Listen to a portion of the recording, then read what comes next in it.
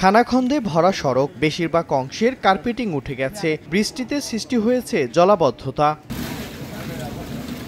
দীর্ঘদিন সংস্কারের অভাবে বেহাল দশা ঝালকাঠি পৌরসভার গুরুত্বপূর্ণ ১৬টি সড়কের। ছোট বড় গর্ত সৃষ্টি হয়ে অনেক অংশ চলাচল অনুপযোগী হয়ে পড়েছে। পৌরবাসী বলছেন, বিষয়টি কর্তৃপক্ষকে জানানো হলেও মিলছে না সমাধান। এতে চরম ভোগান্তিতে আছেন তারা।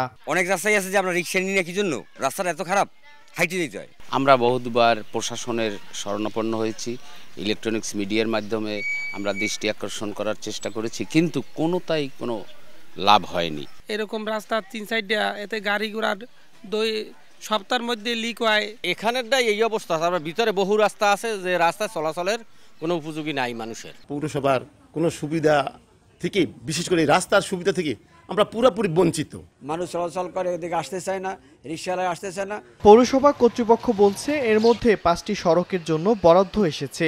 পর্যায়ক্রমে সব সড়কের সংস্কারের আশ্বাস সংশ্লিষ্ট কর্মকর্তার।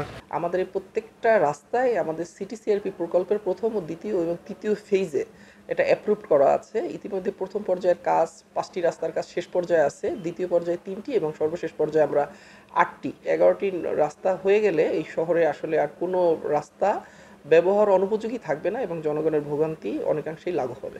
পৌর কর্তৃপক্ষের তথ্য মতে, সড়কের বেহাল দশার কারণে ভোগান্তিতে আছেন পৌরসভার 50,000 বাসিন্দা। সময় সংবাদ, ঝালকাঠি।